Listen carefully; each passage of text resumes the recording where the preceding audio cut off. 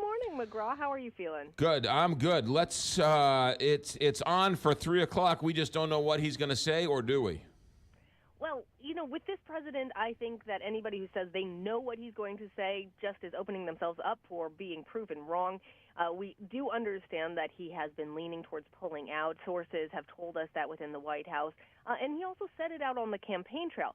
Nonetheless, he has been lobbied by some of the most influential members of his administration, his daughter Ivanka, his son-in-law Jared Kushner, his Secretary of State and former Mobil Exxon CEO Rex Tillerson, all saying really he should reconsider pulling the United States out of the Paris Climate Accords. So we're going to have to see if those appeals were persuasive to him, if he does announce, in fact, that he's going to stay in.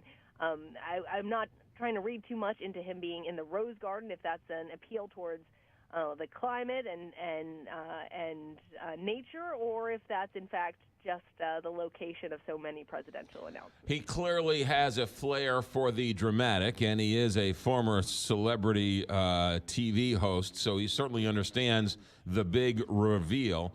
So we'll wait and see what happens. You mentioned some of the people who are for it. Pope Francis lobbied for it. All of Europe lobbied him when he was over there. Big companies, Tim Cook from Apple is said to be calling him frantically, lobbying him very hard. Who's lobbying him to get out of the accord? That's mostly coming from some members of the Republican Party. There was a letter written to him by several Republican electeds that felt like the climate accords present difficulties for the American economy and for American workers. And certainly we have seen President Trump roll back many of the regulations that were established during the Obama administration, particularly on coal, but also some others relating to energy and the environment. But even the Republican Party is split on this issue. Many members, including perhaps most vocally those from Florida, are really asking the president to stay in, that this is important not only to the world, but really to his goal of making America great again. So we'll have to see which voices become the most persuasive in the president's ear. He wasn't shy on the campaign trail. He said he wanted to pull out, and the minute he could, he was going to pull out. So his campaign promise, if he wants to keep it, it's very simple. He pulls out of the accord. Yes, he on the campaign trail was very clear that he intended to do that.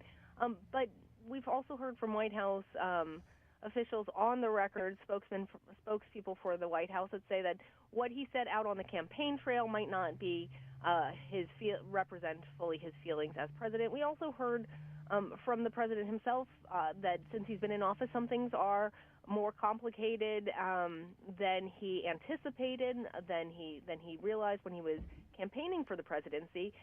So I think that whatever he decides, he's going to be making an argument that that's in the best interest of America and consistent with his larger campaign promise to keep America, or to make America great. Lana, Zach, I guess there's all speculation, there's all rumors, there's leaks, there's sources. The only thing we know is that he's going to announce it at 3:00 today?